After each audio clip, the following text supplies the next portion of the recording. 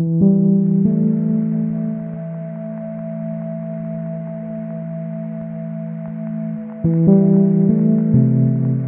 I went to Sephora the other day. I needed mascara because I'm obviously natural lashes now.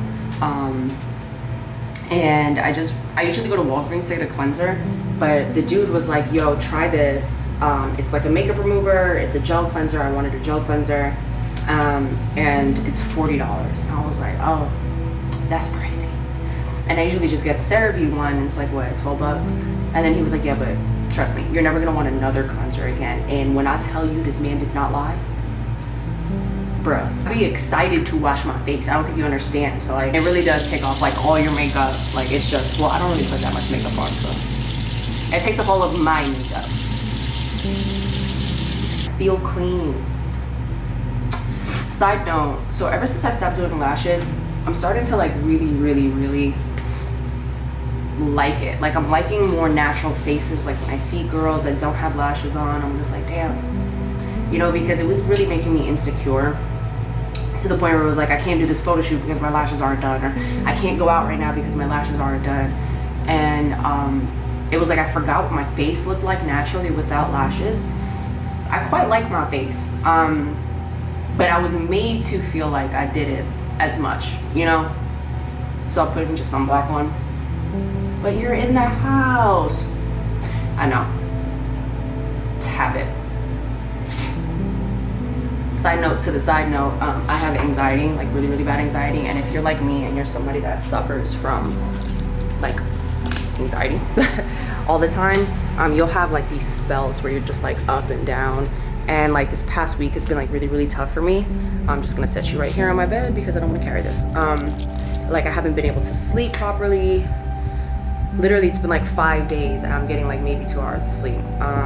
So I just want to like, to anybody else that suffers from anxiety or has like that deals with this, just don't allow yourself to fall into a funk. Like this morning I woke up and I was like, you know what, just start cleaning, right? Just start doing actions that you know result in productivity. Whether you feel like it or you don't, you have to kind of force yourself into it, and then you'll force yourself out, right, of this pit that you're falling into. So I do a lot of that, right? In the moments where I feel the lowest are the moments that I force myself the most to do something positive, right? On a day where I'm like just hanging out or chilling, or I'm like on a high, I don't feel so adamant about like, make sure you're journaling right now. Even though I try to make it a habit to do it every single day, if there's days that I don't do it, or days that I forget to do it, or days that I'm like running around, then I'm like, oh, it's okay, like I'll do it tomorrow. But on days where I feel very low, I'm like, it's not okay, journal right now. So you know, I kind of create that what's like a responsibility for me, just to know like, all right, you're feeling down today, like do something that you need, that you know you need to do. So I'll like listen to a podcast, I'll put on meditation music, clean the house, you know, etc. So just saying. So my scale was actually like running out of battery, so it took a while to get it, but I checked in today at 146.6. So this is where we are on my cut. It's such a random thought, but you ever just have like a full mental breakdown? Like a full mental breakdown around people, and they're just like thinking it's the funniest shit ever, but you really die. It's just like, were you entertained? Good, this was all a facade. This was a joke. I'm not even here right now. None of this was real. Full mental breakdown. Don't worry about it, sweetheart. I'm just kidding. Oh man. That's me every day. Every day.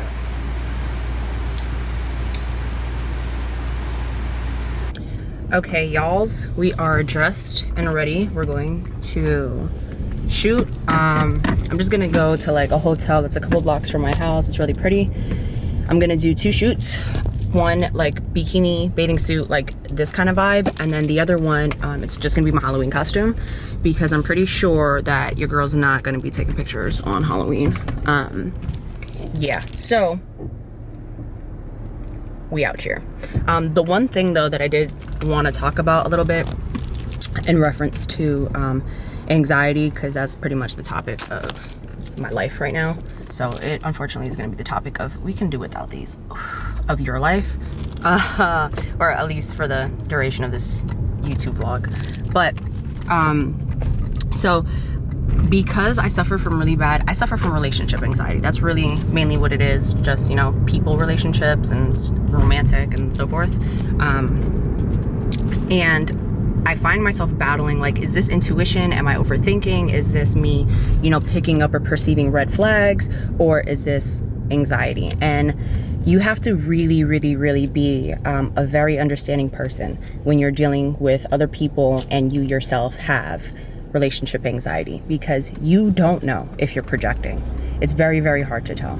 And you don't want to be a naive person, and you don't want to be somebody that is just going to fall into this loop of being taken advantage of, or being a pushover.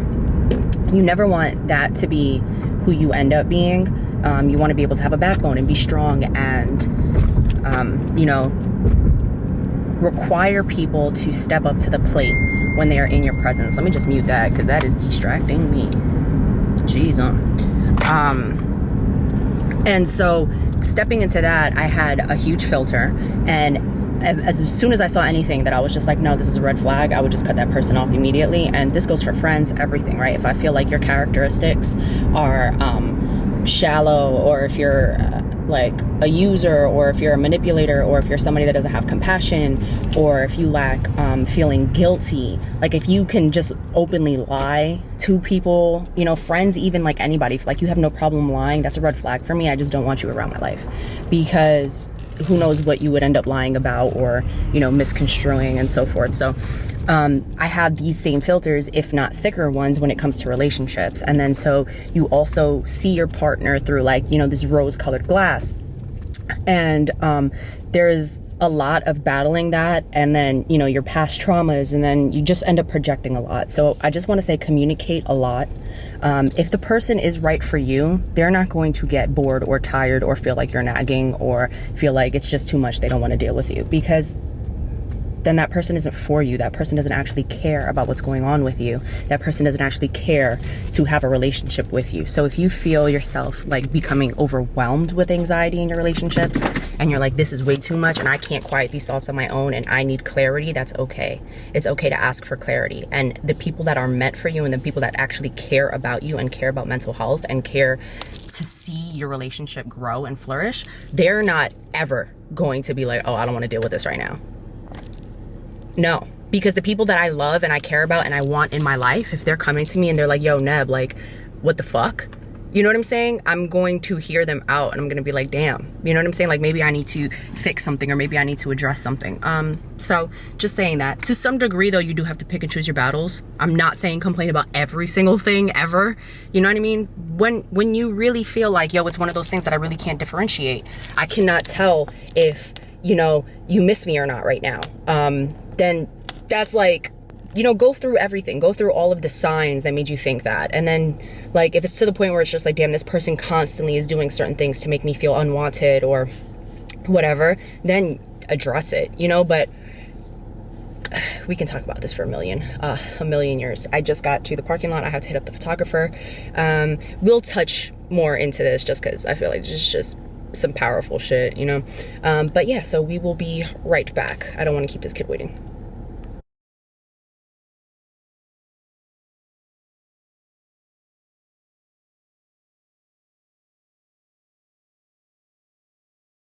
All right, you guys, photo shoot done. My Halloween costume is a bit risque.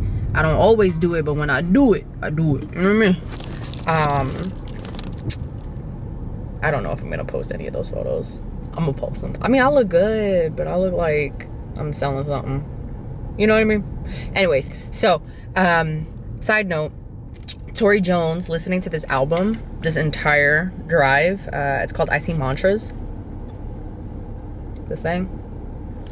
Fire. Literally fell upon me at the perfect time. I was like, yo, this whole week was just about self-reflection for me. And really being more conscious of my inner dialogue. And giving myself affirmations and mantras, and everything that she was saying in this album is just like aligned. It's literally mantras, like the whole album she's just speaking, but it's perfect. Like play it in the house, listen to it while you drive, have it in the background, just allow your subconscious to like soak and absorb all of that information. But yeah, so let's grab Roy, let's hit Callie's show. We are late, we're supposed to be there at 2, it is 2:58. And I smell delicious. What am I wearing? I don't know, but this is probably my favorite scent right now. It smells like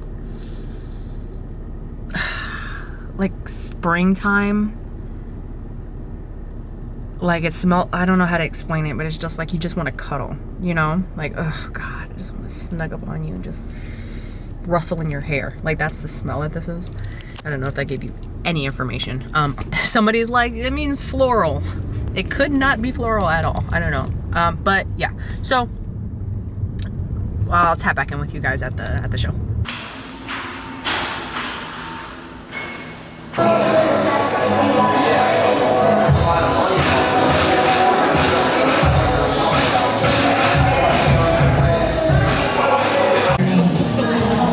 Callie, how do you feel? I feel like a superstar. Yes? How do you feel about your girl? Are you proud of her? Very proud of her. She's a superstar. Okay.